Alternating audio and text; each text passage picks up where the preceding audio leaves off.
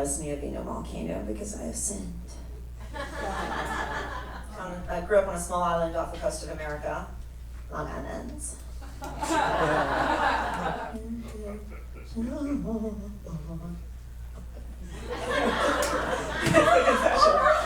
I'm going to tell it, and I'm going to tell it all. She's on the roads to here again. Woo! Wind is blowing, music's flowing, and she's going without knowing it the next time that she'll be home again. Now, eventually, I landed in Cyprus. And everywhere I would go, I'd rent like those little Vespa, like motorbikes, like so shit cool, right? And I'm all the way out in Cyprus, and I meet this guy named Glenn. And he's like, yo, I'm going to Israel to go to a kibbutz. And I'm like, I totally want to come with you. Do you think I can learn about Judaism on a kibbutz? He's like, yeah. And how old are you? I said, 22. How old are you? He said, 22. Where's your husband? I said, where's my husband? Where's your wife? He was hanging out with like his little friend Rodney, who was kind of adorable. And I was like, you know what? Before I know it, I'm like bawling, standing up at his table, and I'm like, I know you're doing this to get people to learn about Judaism, but I'm going to do it, not because of you, I'm going to do it to spite you. I opened up the first door, and I literally hear, I kid you not, Mashiach, Mashiach, Mashiach, I can't do that shit. I couldn't just check out. So I went down south, and I'm on a bus, and suddenly I hear a voice in my head, and it sounds like me, and she says, you're going to be a rabbi. And I literally said out loud, bullshit. It's like literally right next to me, and he jumps onto my seat, and he says, do you know about the evil eye? I think you need to go smoke a fish fin. I go, what? Smoke a fish fin. In this land, our girl's found a home. So she's on the roads to here again. Wind is blowing, music's flowing, and she's going without knowing. Ooh, at the next time that she'll be home again. Yes, that's the story. When I was 18 and broke and about to move into a new apartment that didn't allow pets, I had to find a way to get Simon, my fat, neurotic, middle-aged cat, from Los Angeles to northern Michigan to go live with my parents until I got a new place. Now, flying with the cat can get super expensive. We're talking up to $200. I start complaining to my doctor about the whole cat situation when she says that she could write me a note. A note? I ask. You know, like a note that says your cat is a service animal. What possible service could he perform? He could be an emotional service cat, my doctor says. Wait, like I need to be like an actual crazy cat lady? Yeah, she says. Want to try it? To whom it may concern, it is in the best interest of the passenger and the cat that they are not separated.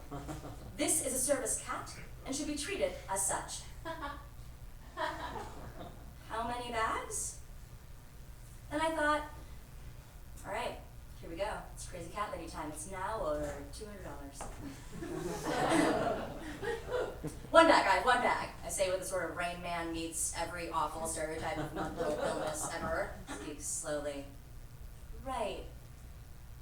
Okay, well, I'll need to see your reservation papers, and the charge is $200. I make my eyes really wide. No, service animal, service animal, no, service animal. I have a letter. I handed the letter written for my gyno. Written on the doctor's stationery and everything. She looks at the letter, and then back at me, and then back at the letter. This is my cat, my service animal cat, this is my cat. I make it all the way to my hometown in Michigan with my cat and $200 still in my bank account. So, am I sorry? Well, I'm sorry to have made fun of mental illness and further untrue stereotypes. And here asking you all to forgive me for my past transgressions. However, one of those transgressions, I'm sorry to say, is that I'm actually not that sorry. But I'll make you a deal. Since it's Yom Kippur, and we apologize together for everyone, we take responsibility for all. Chances are, there are some things you've done in your past that maybe you aren't actually sorry for. And that's okay. So I'll say sorry for you if you say sorry for me. Thank you. I have a confession to make to you, which is that the first time that I did marijuana was the worst night of my life. It was probably one of the most terrifying experiences that I've ever had. So I knew that I was in like the inner circle. So I was like, cool. Like Elliot started to eat his pop brownie, I'm gonna start eating my pop brownie too. Here we go. I'm gonna do drugs for the first time. So I'm chewing on this pop brownie and it tastes like frozen chocolate, which is the worst thing. And it tastes like someone has taken kale and like soaked it in skunk smell and then like mashed it up and mixed it into the brownie and then froze it and then it sat in the freezer for like 6 months. I hadn't done drugs yet, but like I wasn't like, you know, as not cool as they all thought I was. So anyways, we like managed to break up these pop brownies and kind of like swallow them like pills. It was really unpleasant. And we were sitting there and everyone's like, do you feel anything? No, I don't feel anything. So we like ate more pop brownie.